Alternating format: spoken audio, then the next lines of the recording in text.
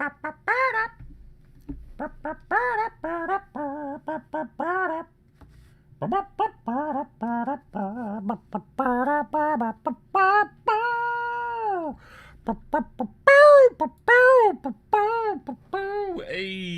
what's going on? I wonder if I can get a copyright strike for that. I think that's the theme to Chico. No. Red Fox Show? Chico and the Man? No. I don't know. Can I do Barney Miller? I can do Barney Miller. Doom. Doo doo doo doom. Doo doo doo doom. Doo doo doo doo doo doo doom. Yeah, who knows, man. I don't think I'm good enough to trigger the algorithm. I don't sound enough like the actual recording. So how's everyone doing? It's Wednesday. When did Wednesday happen? All of a sudden it's Wednesday. I guess that's because yesterday was Tuesday and tomorrow's Thursday. So I guess today could only be Wednesday. But it kind of took me as a surprise. I was like, man, this week is flying by. This month is flying by. ORKTOBER is flying by. And that means I got to get orcs painted. So I spent about an hour just about right now beforehand doing a bit more work on these boys. But I thought we'd talk about something that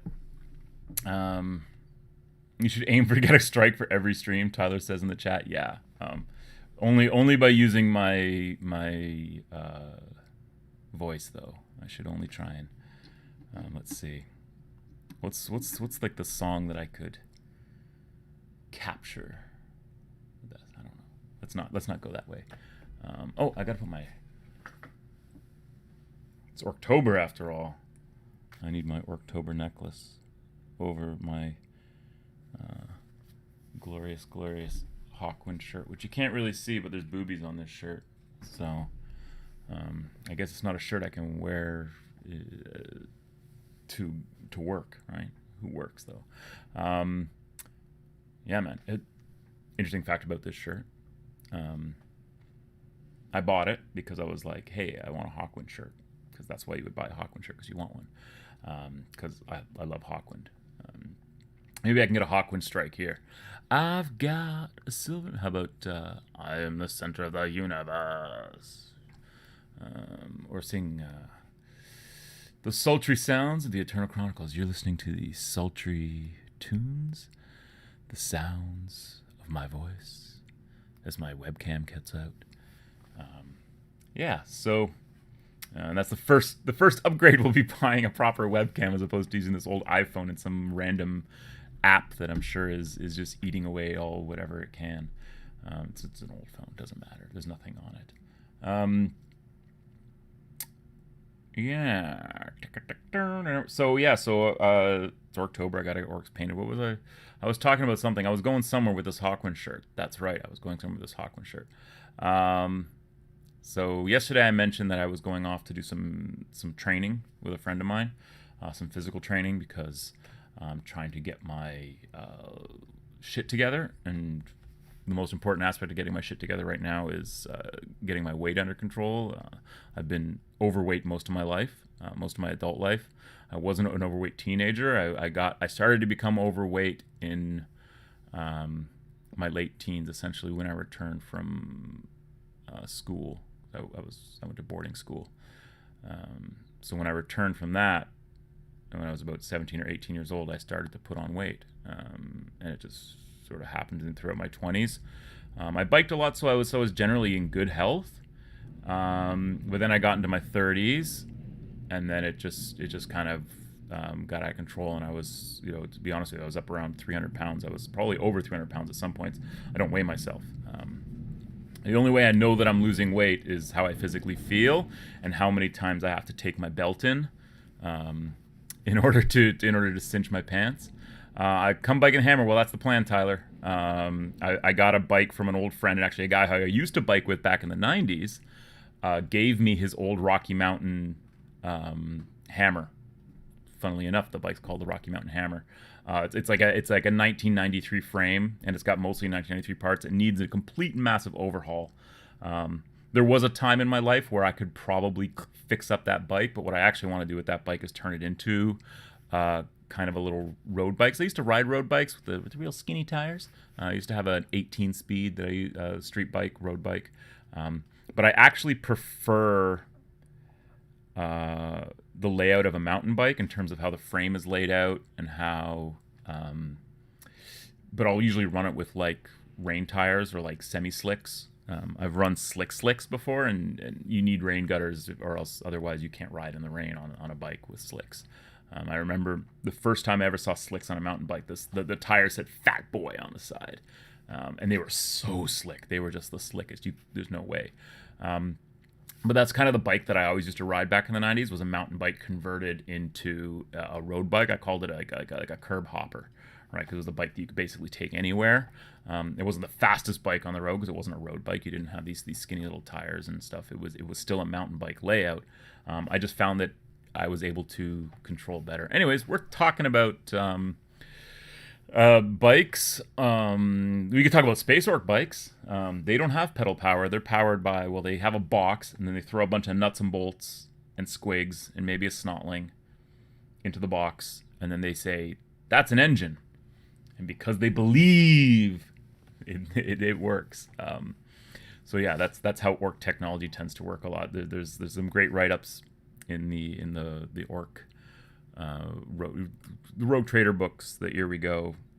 I think it would be in Wog the Orcs is where I read this, and it talks about Wog the Orcs. There's my reproduction, and it talks about like the Imperium get a hold of a bunch of Orc bolters, and they open up the bolters, and there's no way that this should be able to fire anything. Like, we pick it up and nothing. We can't get anything. Right? And you open it up and it's just nuts and bolts and springs and shit that's all shoved inside, and then ammo that's sort of jammed into it. And for some reason, it works. And it's because Orcs are a highly psychic race.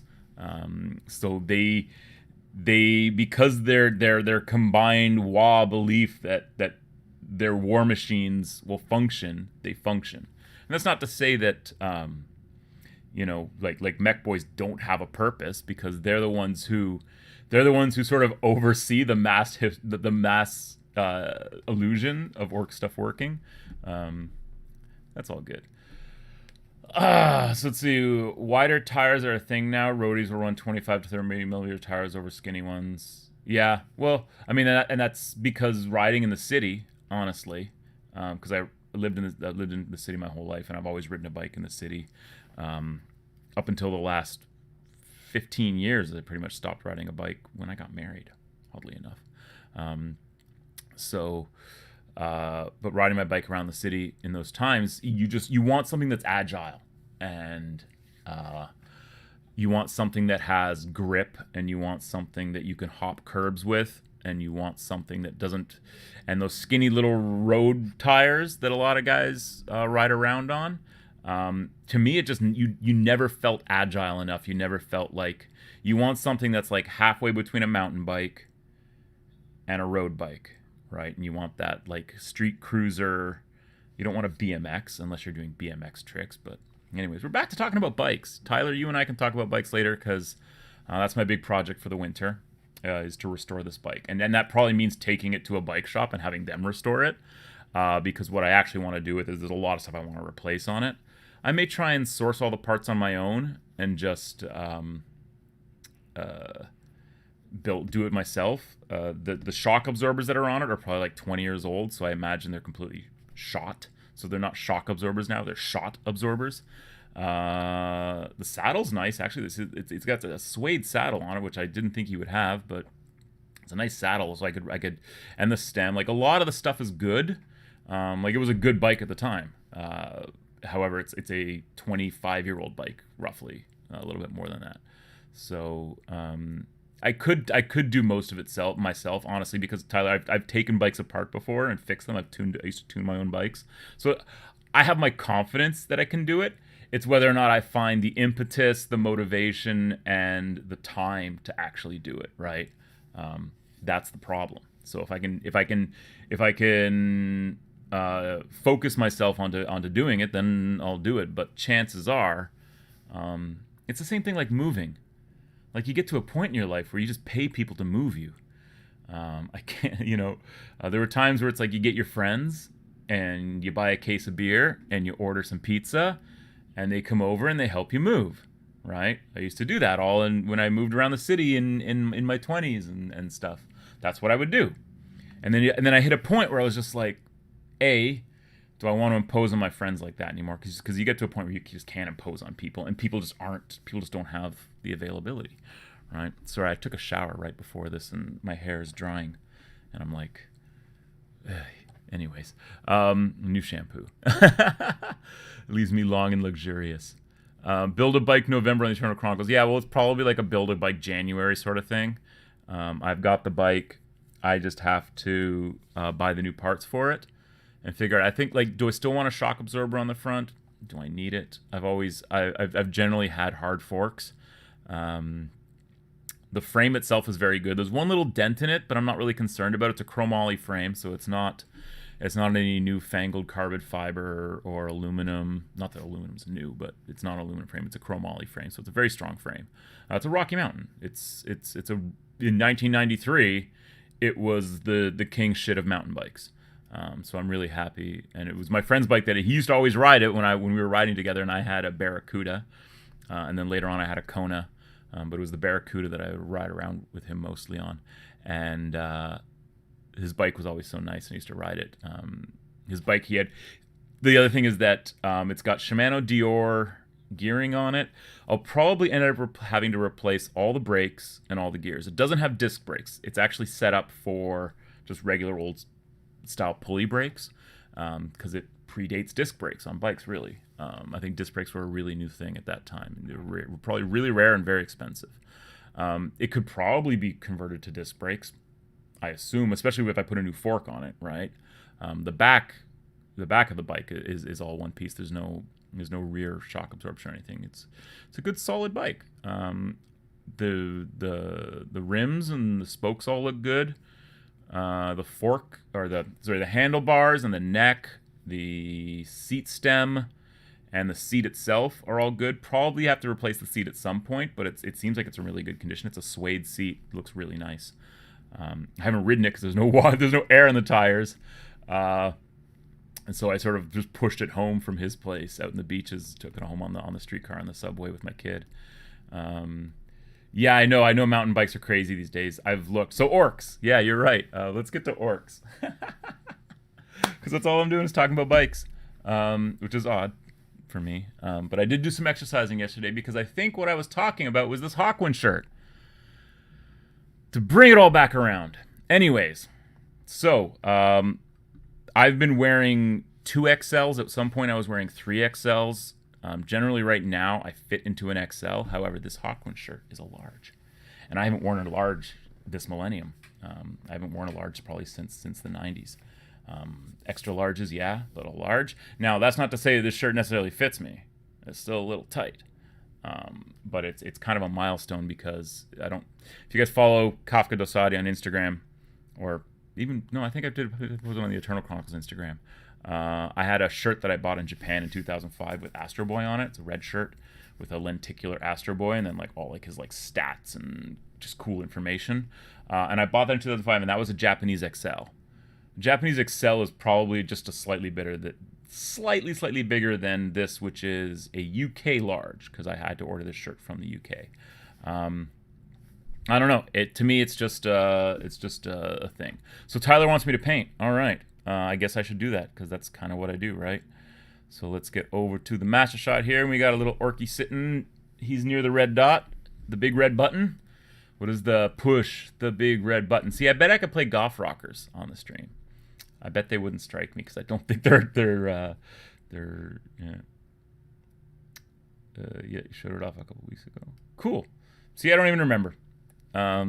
It's amazing how much, like, doing this stream, I realized I passed the 1 month mark because I started the stream September 17th and we're now October 21st. So I've blown past the 1 month mark. I'm just going to wash the bolts on his helmet because I just painted those and I've already got some wash mixed. Do I?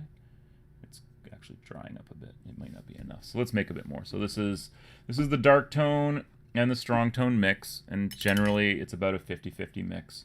I'll go one way or the other, depending. So I'll just put down a dab of that. You can't really see it on my palette, but I can push the palette over and show you, and then a couple drops of that. And again, it's not an exact science, it is an art. So there it is there, so I'll just mix that up. So that's dark tone, strong tone, giving me something in between. The dark tone is basically black, the strong tone is basically dark brown. And we're just gonna whomp. And you can put it on nice and thick like that and see, boom, it immediately makes a nice little circle around. And if you're really careful, it will look good. If you're not really careful, you can muck it up and end up having to paint over that red.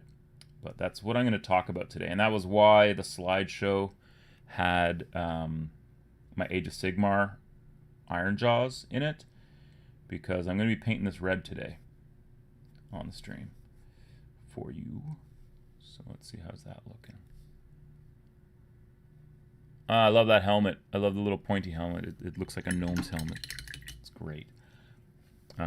Yeah, so I'm going to be painting the red on them today. I'm going to be finishing that up. As well, what I want to do, which I'm going to do now before we get to the red, I'll probably do the red after, is I'm going to do my flesh shade. So I finished all the eyes. I did that off stream. Sorry, guys. Do you think the Emperor is still alive because orcs believe he is? No, I think the Emperor is still alive because they made a golden throne for him. Who made the golden throne? Who knew that they would need it? Is that discussed anywhere? I honestly, like, older lore doesn't really get into it, and I'm sure that they've gotten into it in the Horus Heresy books. I'm sure that they will explain why the golden throne even exists. So what am I doing here? Well, this is Reichland Flesh Shade, and I'm just going to be flesh shading around their faces to help bring out the definition of their face. So you guys have probably seen me do this before. Well, I'm just about to do it on about 20 models, so enjoy. So just doing the eyes, and this will also mean that I generally will go back and retouch up the eyes, because I want to create that natural shadow over the bridge of the nose to sort of delineate between his nose and his brow, and then in his nostrils. So we're going to throw some wash into his nostrils, because again, and you clean off that. So you have less on the brush, and then you can spread it. And I usually spread it under his cheekbones here. Right? And if I need to add a touch more to make the cheekbones sort of stand out. And again, because what you want to do is you want to create some shadow on his face. The next thing I'm going to do is his bottom lip. So that will start over here, and we're doing the whole lip into the teeth. And we will go underneath as well, so we're creating a flesh shade shadow under the lip above his chin. See? Look at that. And this is actually something I used to not do this on my orcs. If you go back and look at some of my 6th edition orc and goblins, my orcs don't have this like slightly different colored lower lip. This is something I started doing when I repainted my when I started repainting my 3rd, 4th, and 5th edition, although I never played 3rd edition, 4th and 5th edition Orc and Goblin medals that you can also see on my website. I decided, oh no, it wasn't that, sorry, it was before that, it was prior to that. It was actually my kill team, which is made up of new orc models. So my kill team is all like Flashgits and Grots, and a few orc boys. They're freebooters. It's a freebooter kill team because I love the idea of freebooters, right? I love space pirates. One of my favorite movies, and my guiltiest pleasure movie, one of my guilty pleasure movies is a movie called Ice Pirates. And if you've not seen Ice Pirates, find a copy of Ice Pirates and watch it. It's terrible. Like, it's not a good movie.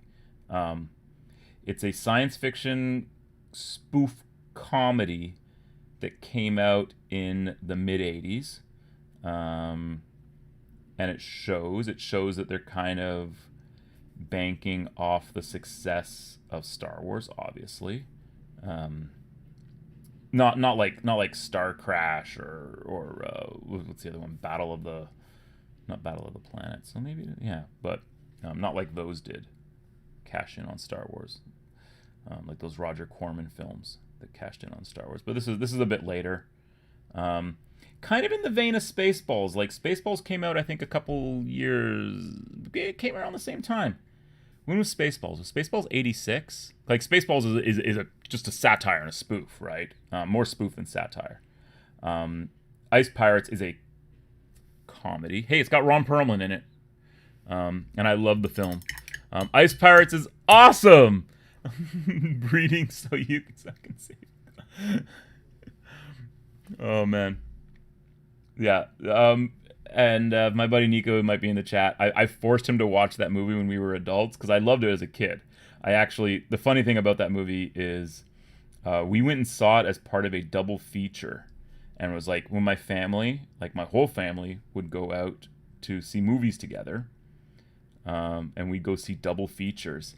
And the double feature was Ice Pirates and Beyond Thunderdome.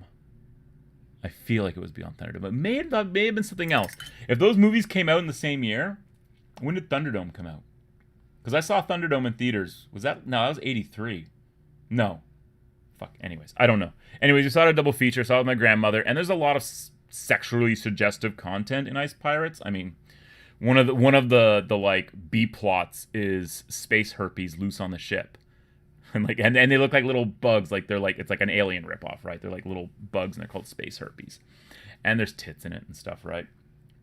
So when I'm sitting beside my grandmother and I'm, however old I was at the time when Ice Pirates did come out, I feel like it may have come out in 83. You guys look it up and let me know. When did Ice Pirates come out in theaters? And was that the same year that Beyond Thunderdome came out in theaters? Because if it was, then I saw them together in a double feature. Yeah. Just painting orky faces here. Giving them her noses. And this just really, doing this just helps to give their face a little bit more detail and character. Because when you look at a miniature, your eyes are immediately drawn to the face before anything else. So if there's one thing you don't want to cut corners on, it's the face, right? And I like to do inside the ears here as well. And it's just adding an extra level of wash, which adds an extra level of shade. On like the larger guys, the more like character models, like Der Kommissar here, I'd actually add a little bit of flesh shade to various places, like I did in between the knuckles, and I do like around the elbow there, because that just sort of again helps, gives them a bit more standout. And skin color is always different colors. Like you just look at the back of your hand and see how many different shades of pink, and how like your knuckles redden and then white sort of thing. So you want to have that like variation. And same thing, it just makes your models look more natural, unless you're going for a cartoony look, which I'm generally not a cartoony painter. I have done some cartoonish stuff in the past. Some of my Confrontation, being the game that it was when I started playing it around 2003, the way that those models were painted was that like no metallics, very crisp, clean colors, very smooth blending. And so, of course, you want to emulate that. And one day I'll break out some of my griffins that I painted at that time, and you can see sort of how I tried to emulate some of that. I did a lot of work with like grays and using brown shades. Oh, by the way, this is Harvey Keitel. He's Harvey Keitel as an orc. And I realized that the other day when I was painting him, that I said, oh my god, he looks just like Harvey Keitel. There we go. Easy peasy. Just give his face a little bit more character. And again, we'll go back in there and we'll fix up those eyes again.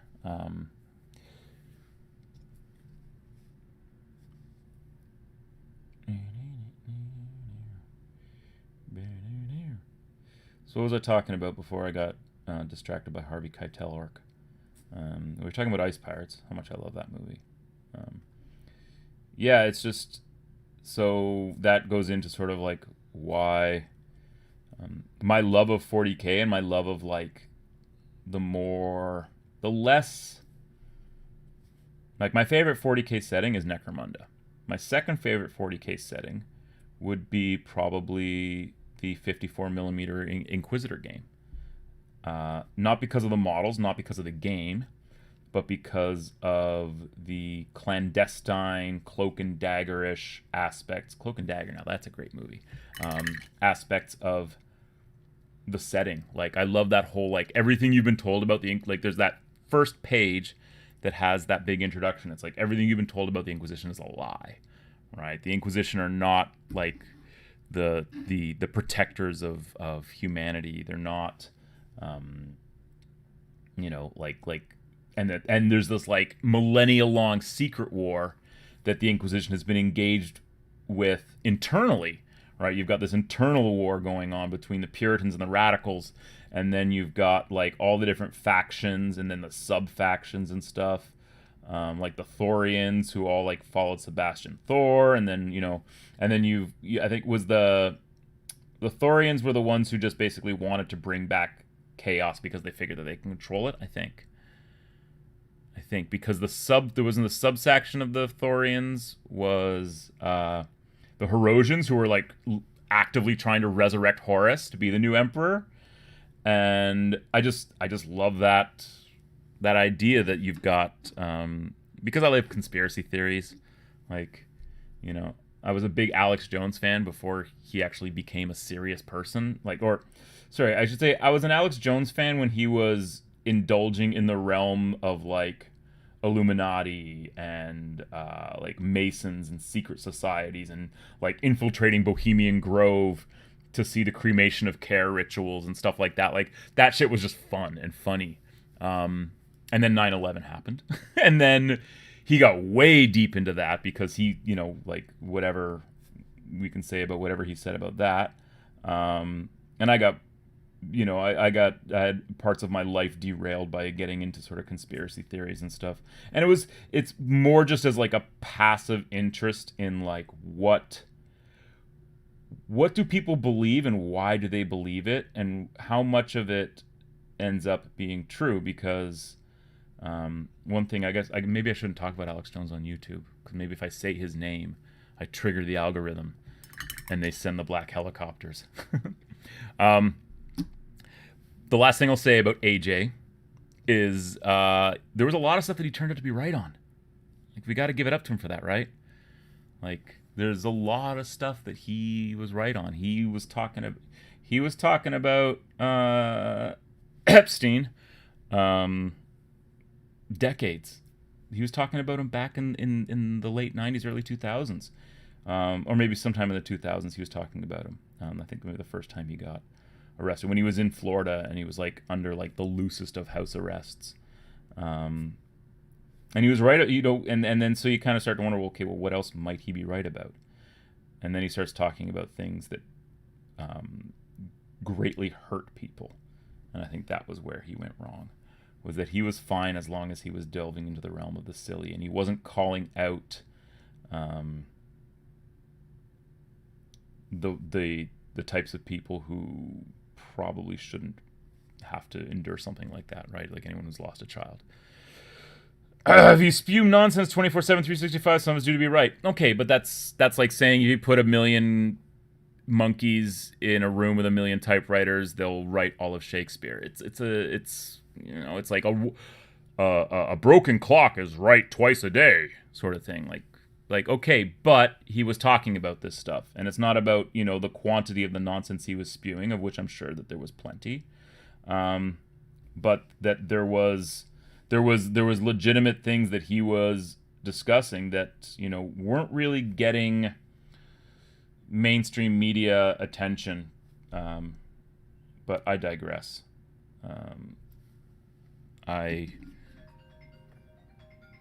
I'm not going to answer that. You usually have to listen to that ring, because I'm not going to stand up either. So I'm not wearing any pants. Shh. So yeah. Hey, but at least it didn't switch off my webcam anymore. Because that was a problem that I was getting before. Was that my phone would ring and my webcam would switch off because they're all tied into the same Apple account. I was able to fix that. Make sure we get... This guy needs a lot of work around the eyes and stuff, just because he's actually a little bit of a soft casting in there, in the eye. But again, with some clever application of washes, you can just create shadows. There we go. Yeah, because he definitely killed himself. We're all on the same page on that, right? But again, that's one of those things that you look at and you go, okay, like, and now the UFO stuff, I feel like they keep trying to drop that on us, and nobody seems to be buying it. Sorry, this guy needs a little bit of repair because some of the red paint. So I just happen to have pre-prepared a little bit of the skin tone that I can drop in there. Ugh, wet. Let's put that guy back down and move on to another guy, and we'll come back to that other one. That's what you do when you make a mistake, kids. You put the model down and move on to the next one and go back later. This guy's got like a pimple on his chin, so I'm going to choose to actually put some wash around that too, and then I will pimplify that. Anyone like to watch pimple popping videos on YouTube? And don't lie and say you don't.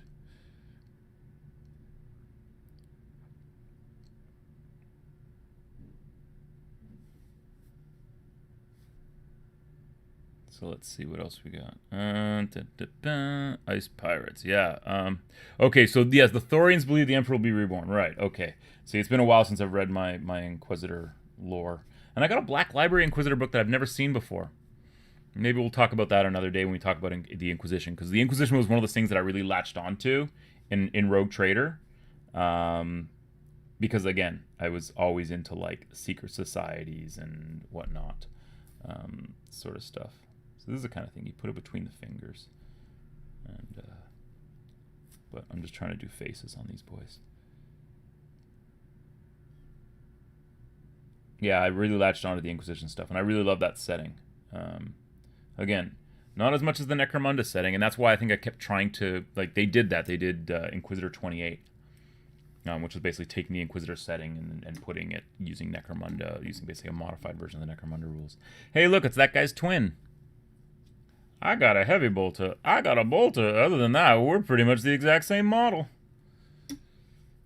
And this, look, even this guy's got a pimple too. They're pimple bros too.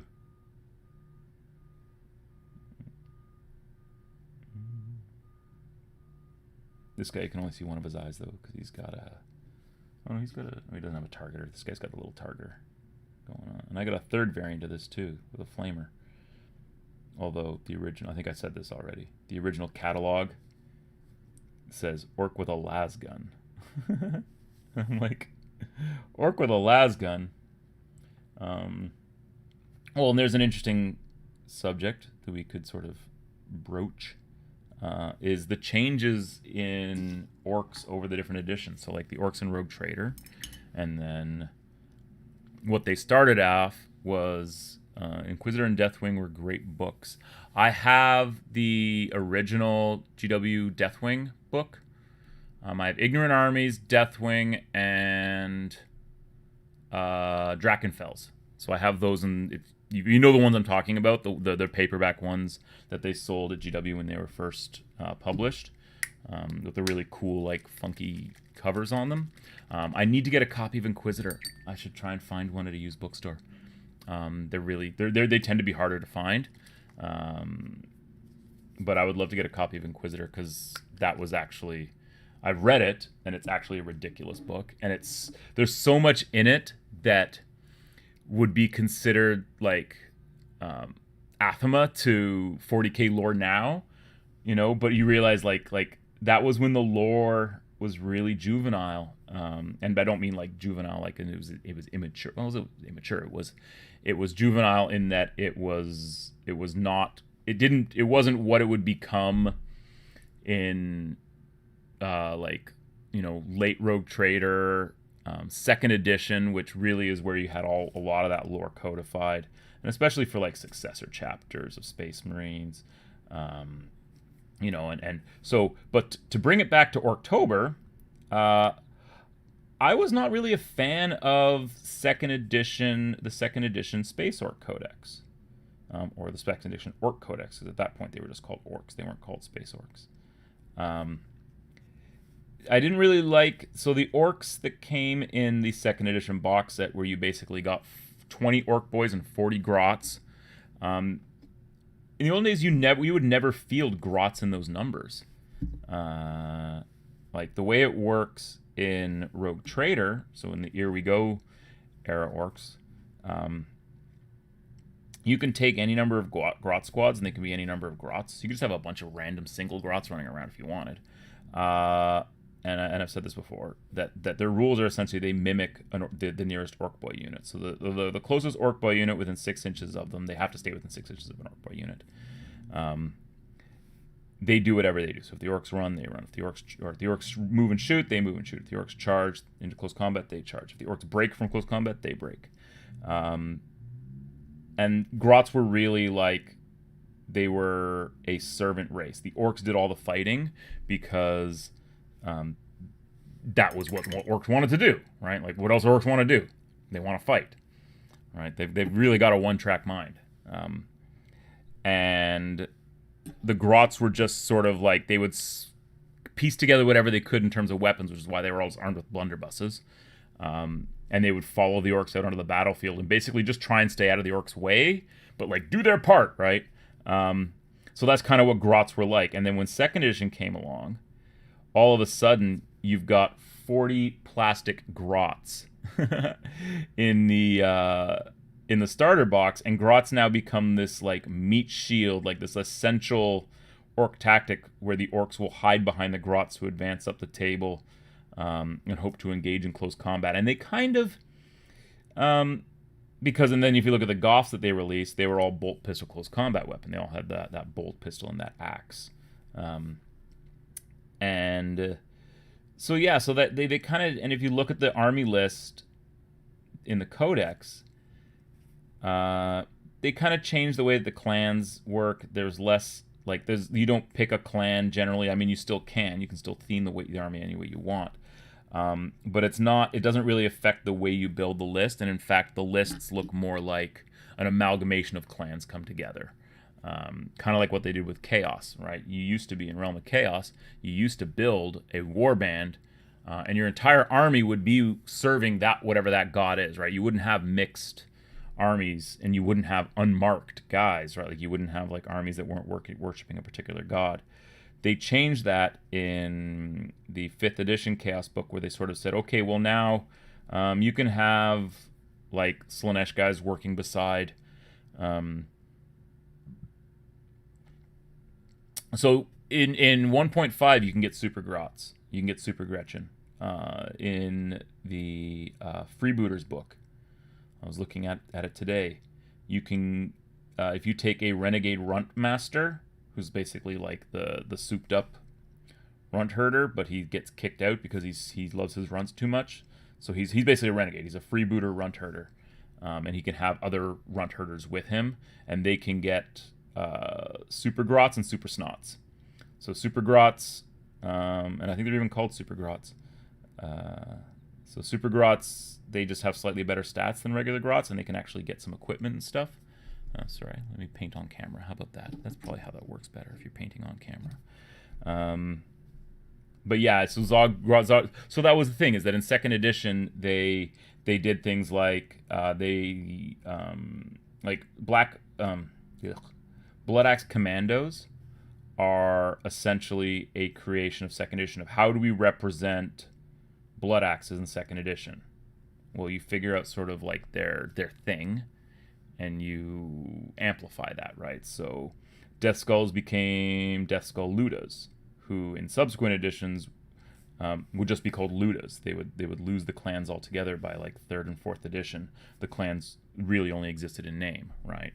The whole clan culture and stuff was essentially gone, because in 3rd edition they really radically changed the way the orc armies work because they changed the way the game worked in a big way. And it never really caught on with me, the third edition orcs. I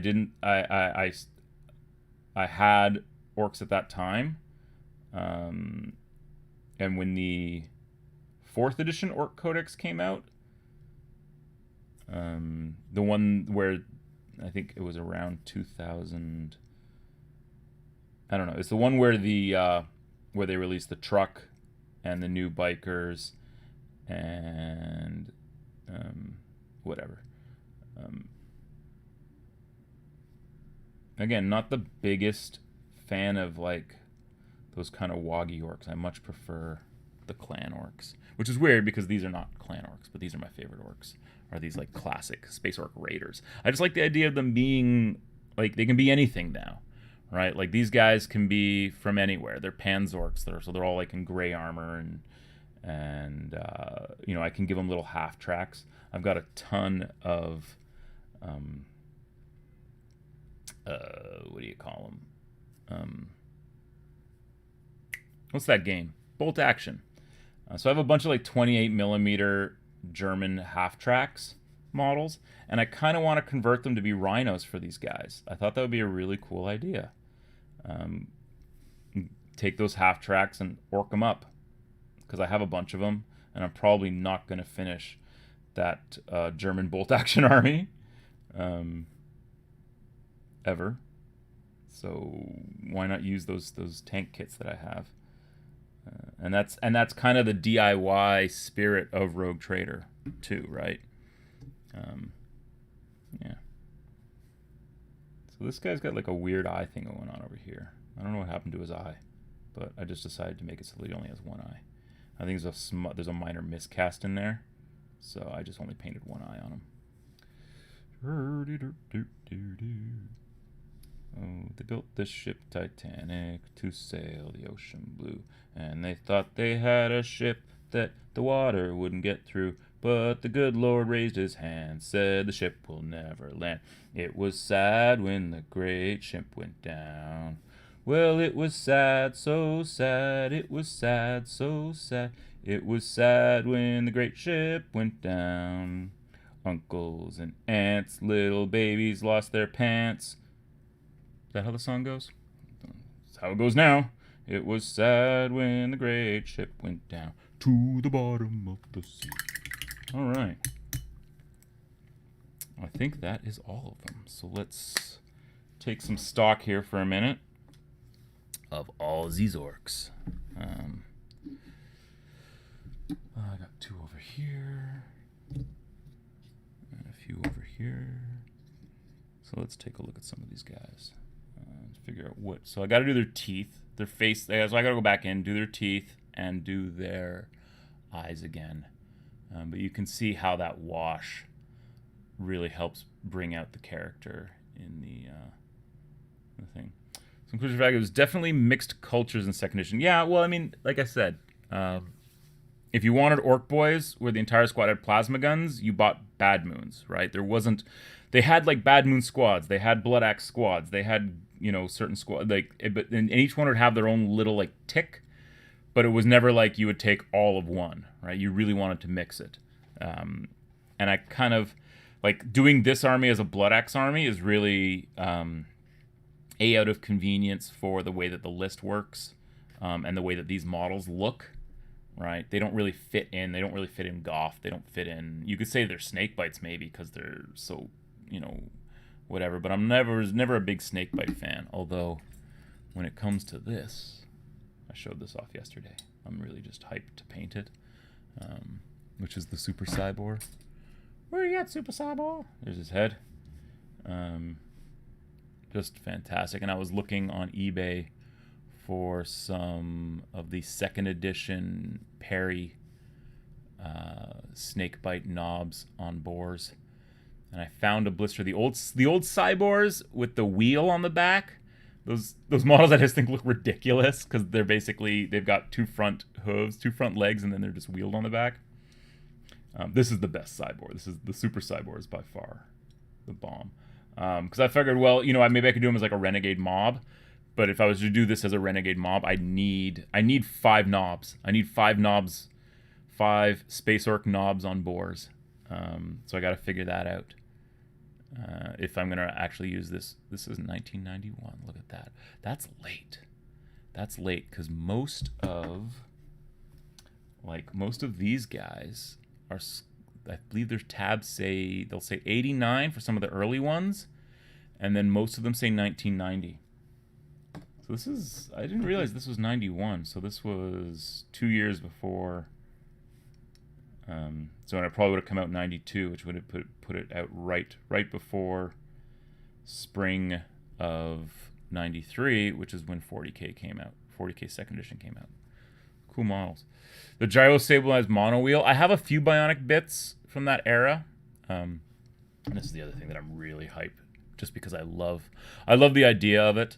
I love the idea that you can do damage to your enemy. There's a whole lot of glue in there. Whoever glued this together before I got my hands on it, I'm gonna have to pull it all apart because it's all wonky anyways. But I hate bad glue jobs. Like, look at the gap here. Like, come on, man. Glue your stuff better than that? No, apparently not. So it's a lot of glue there. I'll have to get in there with a knife and a file and clean all that up.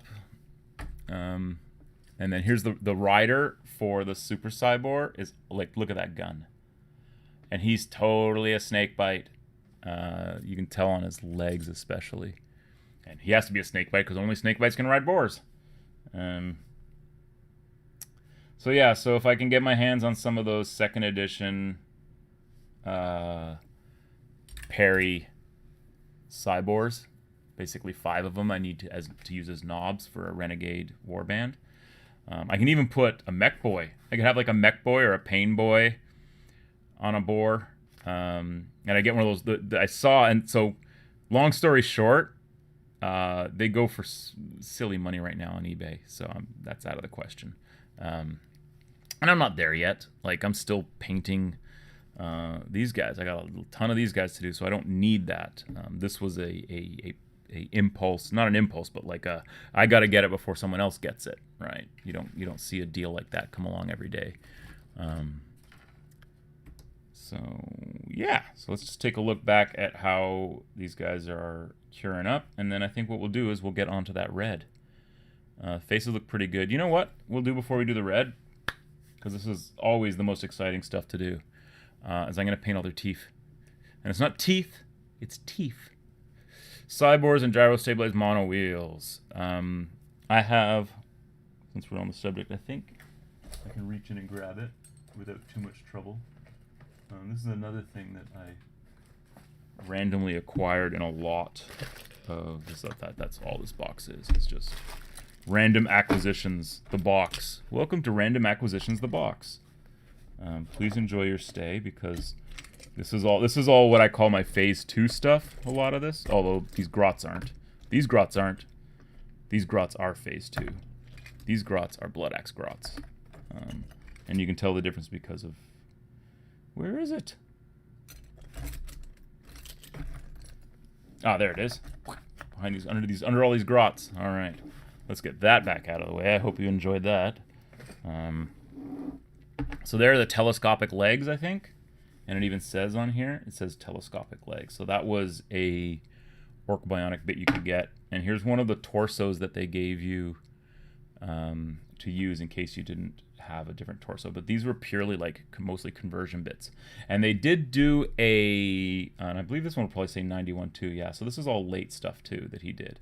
So this is all stuff that Kev Adams did near the end of his time with Games Workshop, because he was gone before second edition 40K was launched.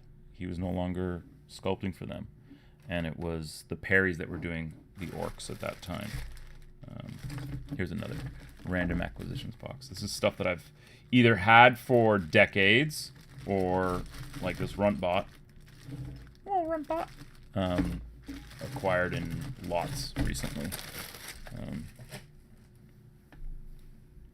Because again, one of the best parts about the old Hammer hobby is seeking out and finding buried treasure, like old gold, I call it, and making it yours and painting it. So let's paint some teeth. So I'm going to use Tusk Ivory. It's no different than if I was going to use skeleton bone, really. I just feel like using a Reaper paint because I like Reaper paints. Let you do pop-up attacks like Eldar vehicles. Exactly.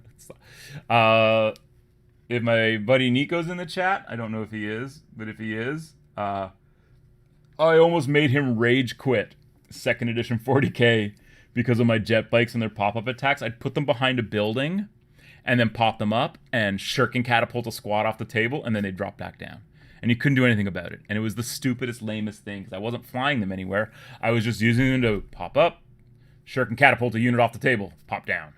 And then I would do things like use my squat Ancestor Lord as an ally. I'm not saying that our games of 2nd edition were anything but ridiculous. So my Eldar army, I had a squad Ancestor Lord, which I gave to my buddy Matty. And I hope he still has them, because I'd like to get him back at some point if he's not using them. I had a little squad Ancestor Lord, great model with the little cane. And do some teeth here. I would use him as an ally, because you could take 25% allies in 2nd edition 40k. And so I would take a squad Ancestor Lord. And he had 1 psychic power, I think it was called Dominate or something. And it would allow me to take over one of your enemy models and have them do something like shoot. So I would take over. So Nico had a Wolf Guard. And back in 2nd edition, you could have a Wolf Guard Terminator with a Cyclone Missile Launcher and an Assault Cannon. Because why not, right? So I would take over his Cyclone Missile Launcher Assault Cannon guy and shoot one of his own guys in the back with it. And I would do this every turn. Good times. Yeah, well, that was the silliness. 2nd edition was a silly game. And the cool thing is, and this is a sort of an idea of what I want to do on this channel. This guy has no teeth. And this guy has no teeth. Yay, these ones without teeth are easy. I have all my 2nd edition assets. So I have all the templates. I have all the War Gear cards. In fact, the War Gear cards are within arm's reach. Because back in... Oh, as things start falling down as I try to pull this binder down. Oh, sunglasses. Why are there sunglasses in front of that? Anyways, so this big black binder here is... If you've ever played 2nd edition 40k, gird your loins. Oh, Chaos rewards. All your quick reference sheets. Here, let's go big shot here. Some more Chaos rewards. And these Chaos reward cards you actually got in White Dwarf, I believe. And these vehicle cards you got in White Dwarf, for sure. Some of these, and you can see the ones that have they're more perforated around here. Here, we'll put this up here. I would put it down here, but anyways, Ultramarine vehicle cards. So these actually came out in White Dwarf when the Ultramarine Codex came out. Orc vehicle cards, Eldar vehicle cards. These were all Dark Millennium, I believe. I want to say Dark Millennium, except for these Eldar ones. You can see the perfs on them. So these tight perf ones, and they're slightly different, are the White Dwarf ones, and then these ones would have come in Dark Millennium. And then you get into War Gear cards, and War Gear cards, and War Gear cards, and War Gear cards, and War Gear cards, and War Gear cards, and War Gear cards. And they're all separated out by who can get what race, sort of thing. I'll go through this at one point. And then once you get through all the War Gear cards, you can say these ones weren't even perforated. These ones I had to cut out. What are they? Abaddon only. So these are the Chaos Marine ones. So again, these came in White Dwarf. They were published in the codexes, and you could copy them out. But if you got that month's White Dwarf, you got the card stock in there, so you could punch out the cards. And then we get into psychic powers. Ooh, yeah. Eldar psychic powers. Ooh, yeah. Orc psychic powers. Ooh, yeah. Inquisition psychic powers. Ooh, Adeptus psychic powers. Nurgle psychic powers. Tzeentch psychic powers. Slanesh psychic powers. Squat psychic powers. Tyrannid psychic powers. And then what do we got? That's it. That's it. So that's that as far as I can tell. Because I played 2nd edition from the day it was pretty much released until the day it was replaced by 3rd edition. I pretty much stopped playing, like, regularly playing 2nd edition because we had started playing Warzone. We started playing Warzone. Not War Machine. Warzone, the Mutant Chronicles game. Instead of playing 3rd edition 40k, we played Warzone. Anyway, sorry, I'm just adding a bit more shade to that. Oh, I guess I should switch back, eh? Let's do it. So like, as far as I can tell, I have everything for 2nd edition still. I kept it all. I didn't throw anything away of it, because it was the game that basically made 40k for me in a big way. I would say Rogue Trader was that, but like 2nd edition was a game, right? Rogue Trader was, a lot more. Well, at the end, it was very much like what 2nd edition was. But in Rogue Trader, you didn't build armies. I mean, I did. I had Eldar, and my buddy Nico had some Space Marines and some Imperial Guard. But like, you didn't really build armies the way you built armies in 2nd edition, and that changed, and that's sort of what became of the hobby, right? I think I was doing teeth, and then I got distracted. Yeah. Okay, so yeah. So if anyone wants to play 2nd edition, Inquisitor Shavak, if you want to fly on up to Toronto, Canada, and play some 2nd edition with me, I'm going to be doing 2nd edition after I do Rogue Trader, because that's what I want to do first. So the first bit of content that I'll probably produce content that I want to do for the channel, over and above doing these streams, because I want to do battle reports, but I want to have the models to do the battle reports with. Not that I don't have a lot of painted models, but they're not the painted models I want to use. These are the painted models I want to use. So let's get them painted so that I can use them, right? And let's get this freaking pandemic thing over with, so that I don't feel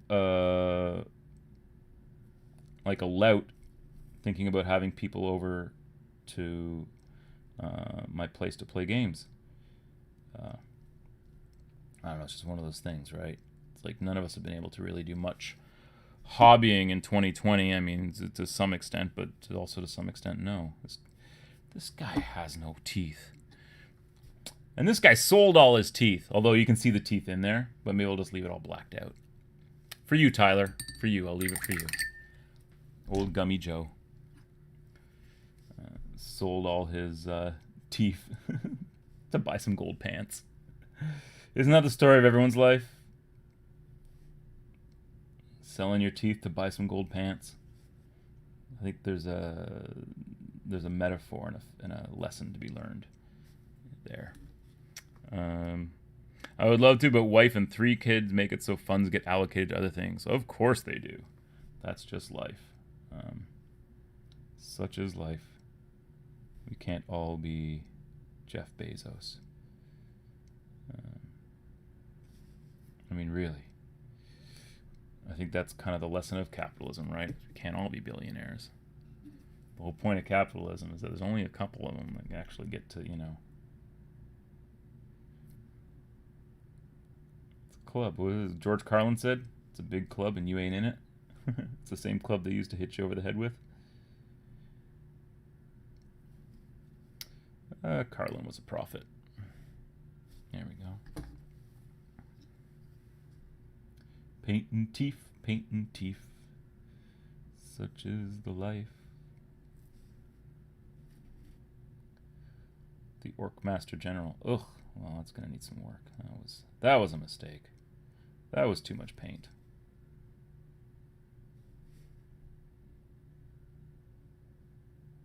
That's okay. Some wash will make that look great.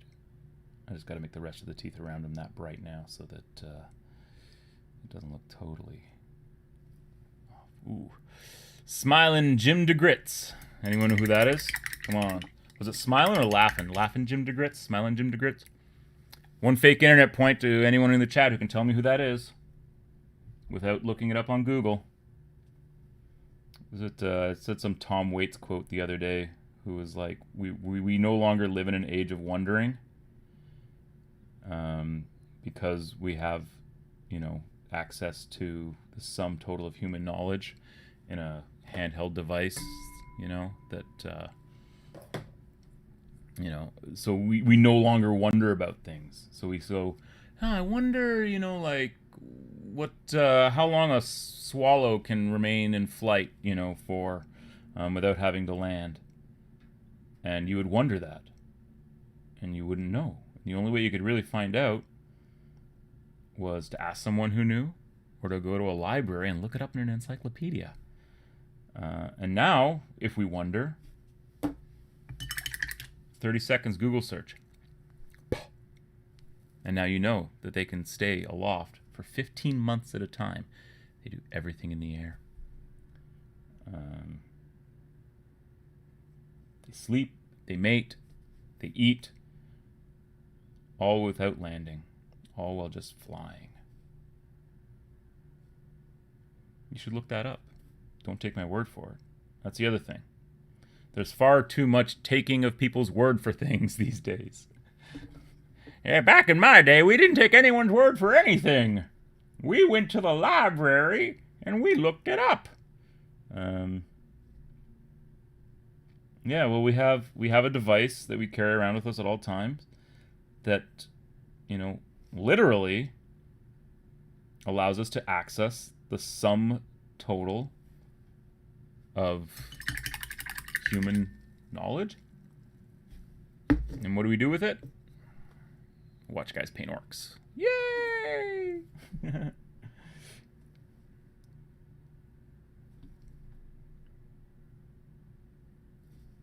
I like this guy because he's only got one tooth.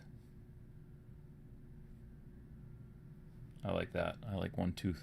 One tooth a lot. Not you, because you're going to end up in the second batch of painting guides. See, this guy, he's so far behind that he's going to end up getting painted with my next batch of guys, which is going to include these heavies, and it's going to include just grab them, paint them up. These guys who all need to be primed. Haven't had a good day to be able to go outside and prime, so they may just end up getting hand primed because it's raining and we're heading into November. And if you know anything about Canadian weather, we have two seasons in Canada. We have priming season where you can go outside and prime, and we have the season where you can't go outside and prime. And that season where you can't go outside and prime is fast approaching.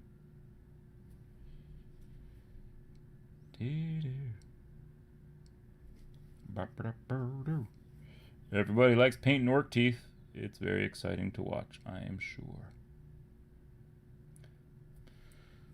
That's okay. At some point, once I break the back of this army, which is basically getting all these boys painted, then you'll get to see, you know, I'm going to take my time and do one model a session sort of thing. Like I'll do a whole session painting a knob or my war boss. My war boss will probably be a couple of sessions because I'll probably do things to him that I wouldn't do to anyone else. What does that mean? What could he possibly be alluding to? Oh, I'm going to paint them all with color shifting colors. I don't know. I don't know what I mean. I don't mean half the things I say. Hey, I think I'm out of orcs. Oh, you know what? We can do Dracomosaurus teeth while we're here. Don't turn around. Oh, no. Don't do it. Don't sing it. You'll get a copyright strike. Dracomosaurus in town. Oh, well. Say goodbye to this stream, guys. These are going on thick. That's fine. His teeth, there's not a lot of like area for me to gently brush over with this. So that's fine. You just hit it with some wash afterwards. Oh, I'm really botching this. Oh, botch toe. That's a botch toe. I'm All right, so I'm gonna just check what's going on in the old chatteroo here for a second. 5 assault cannons with brutal exo armor on trikes. Dark Millennium. Vortex psychic power was broken. Well, the whole Vortex template, anything that was Vortex grenades, the Vortex psychic power, because it just stayed. It just stuck around and then it floated around the table. Sorry, I'm just fixing something here off camera because I'm really embarrassed. I don't want to show you that I put way too much paint on the Commissar's teeth. So there's a shiny grin for you, but I've got to have to go back in and fix that up a little bit better than I did. So for most of these orcs, I'm just gonna soft tone their teeth. So we'll start with Harvey Keitork here, and I've already got some soft tone down because I was using it before. So and I'm just gonna soft tone over the tooth, trying to make pay attention to where the tooth meets the lip. So you sort of get an extra little bit of wash in there. And again, you're just helping it to pick it out. And then, because you don't want them to be super white. Like, they're still going to dry nice and white. I'm actually going to throw a tiny bit more soft tone down. A bit more than that. There we go. Yeah. So let's see. No one got Slippery Jim to grits? None of you. None of you got Slippery Jim to grits. Okay. Fine. Fine. I guess you guys don't read Harry Harrison. Fine. Fine. I'm not really sure what to say. I'm not sure what to think anymore. I might have to just shut the whole stream down. Oh yeah, you don't have teeth. And you don't have teeth. No. And who also doesn't have teeth? You don't have teeth. Nope. And someone else doesn't have teeth. No, everyone else has teeth. Good times. Good times. I like this guy's teeth, actually. Just make sure you just got, the right amount of wash on your brush. Paint control is very important, as I just demonstrated painting the teeth on the Commissar there. I didn't exercise proper paint control on my brush and wound up with too much paint on the model. Easy to fix.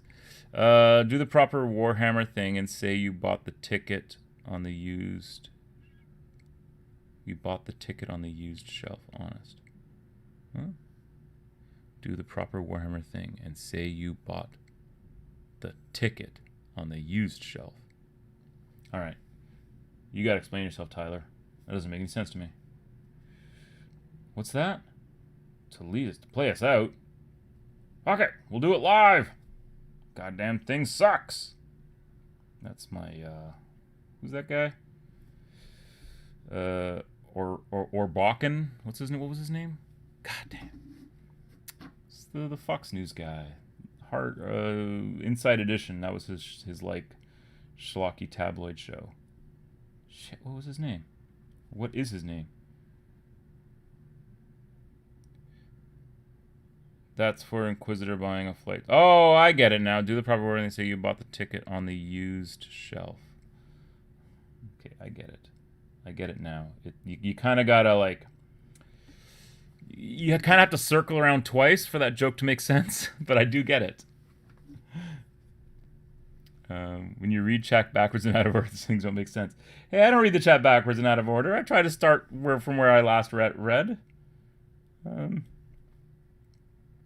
It's just that sometimes you guys don't say things that are relevant. So really, it's on you, Tyler.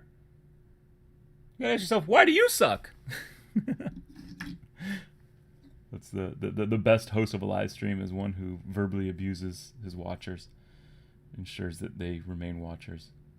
I guess in a way, it would, because there's some people out there who like that. Who would prefer to be, at least they're like, what? It's like I was trying to explain to my kid the other day. It's like knowing the difference between seeking good attention and seeking bad attention. And what do they say? There's no such thing as bad publicity.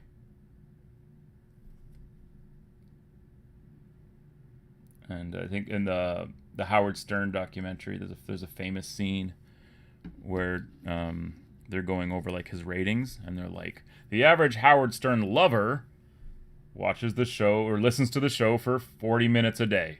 The average Howard Stern hater listens to the show for an hour and a half a day. And they're like, well, that doesn't make any sense. And they say like, why? The reason they say why? Because I want to hear what he'll say next. And it's basically the same. Like, so the people who love Howard Stern, who say they love Howard Stern, the people who say they hate Howard Stern, listen to Howard Stern for the same reason, right? So at the end of the day, there's no such thing as bad publicity, right? Not from a commercial advertising point of view, obviously. I'm pretty sure like man found, with, severed heads in his freezer. And you're like, yeah, maybe that's bad publicity. Maybe you want to do something with your LinkedIn account if you show up on the news with severed heads in your freezer. You may want to consider revising your LinkedIn page at that point. Because maybe there is such a thing as bad publicity. There's no such thing as bad orc teeth. There's just orc teeth. Unless you're painting to Commissar, then it's bad. Because you put way too much paint on his teeth. Yeah, look at that smile. There's a grin only a runt herd could love. I don't know. Oh, so many orc teeth. But we're almost through the looking glass here, people. I actually have to go soon. I realize my grandfather is 94 years old, and I'm his tech support. So he called me a while back, and I don't know who called me on the phone, just that I chose to ignore, but that may have been him. Who knows? Who knows who calls me? I certainly don't, because I rarely answer the phone. But he called me, and I need some help figure out some things on my computer. I gotta Zoom me. Okay. So you don't leave the grandparents hanging, right?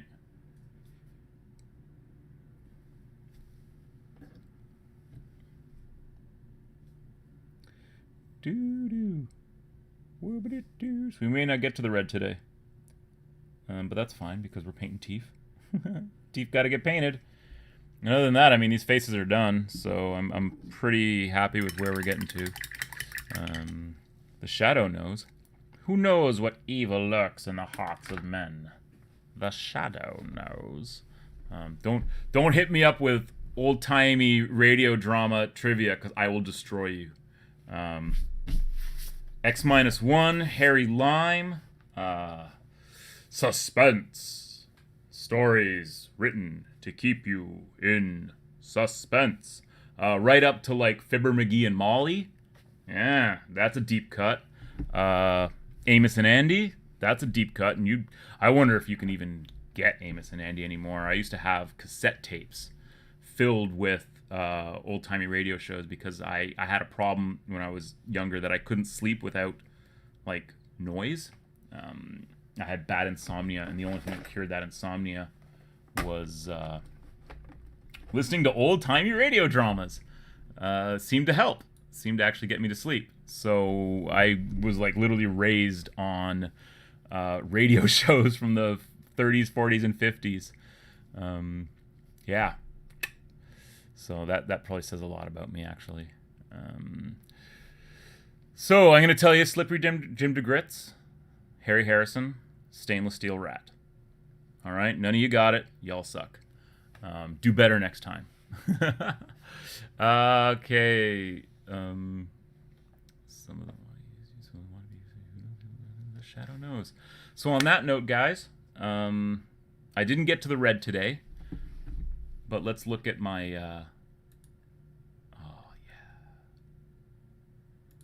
look at that. So this is my and I'm just gonna do this real quick. Whoa. Oh, look at that. I love this model. That is my Trog Boss. This model is great to paint. So much fun. all these little like spore things on them, which almost feel like they're like dried crustacean. They almost feel like coral when I was painting them. I think I said this before. I want to go back in and fix his face because I'm not happy. There's not enough color variance on his face and on his belly. So one day, and probably on his hands too. So one day I will actually go back in with some washes and probably some like purpley reddy kind of washes and just add some variance to his skin. I think he looks all right, but at the same time, you know. So what do we got the next one here? Ooh, we got, so here's 3 Fellwater Troggoths. Same problem. Very much a, oh, I should go back and pause. Very much a 1 or 2 tone green. So the green on the scales is a slightly different tone than the green on the skin. It's slightly brighter, but it didn't work. The models are great. My blending is impeccable. It's my palette that's lacking on these, you know, just to be critical of myself here, because I am fantastic. But these are fantastic, and I realize you can't see my face because I keep like winking to the camera, but you can't see my face, so that worked, right? So let's see what we go here. Let's go on to the next one. Okay, so the reason I put these in here today was because this is the red that I'm doing. This is a... hi, it's me again. This is... I've totally talked about this before, but it's basically 4-5 stage. Essentially the rust red. And then I wash it with the Secret Weapon Red Black, which is fantastic because it gives it these like purpley shadows. And it's a great, these Secret Weapon washes are great. They're proper washes. They're not inks. They are washes. And then this is a mustard yellow because it's a little bit more muted than like using, well, actually that one's not bad. This is pale saffron. What a beautiful name for a color. It's also more like a mustardy. But it's a little bit brighter than this. So sometimes, but like here's a bright orangey yellow. And then do I have a yellowy yellow somewhere? Anyways, but I prefer, oh, these are the worst. The only thing about these Secret Weapon bottles is that they actually leak. You can see I've got wash here, because they're a little bit different than the other bottles. They're a little bit softer, a little bit more squishy, than even like the Vallejo style bottles. They're different, so they're, ugh. Anyways, it doesn't matter, and that's why you see, you know, stains on my thing. Sorry, Quinn, if you're watching. Amos and Andy is definitely on YouTube. Interesting. Yeah, because it was a radio show and then it was a TV show, I believe. But Fibber McGee and Molly, and I'm trying to think of some of the other ones. Suspense, X-1, which was X-1, the best episode of X-1. And it's only the best because when I first heard it, I was like, oh, okay. And it was written by Phil Dick. And I'm like, Phil Dick? And then like 3 episodes later, written by Philip K. Dick. And I'm like, oh, it's the same guy. Because Philip K. Dick used to write. Because X-1 was the science fiction show. And they used to get guys who wrote for like Amazing Tales and Astonishing Tales and all those like those pulp magazines. Because if you know anything about pulp publishing and pulp writing back in the day, you actually got paid more for writing for magazines than you did getting paid for novels through a publisher.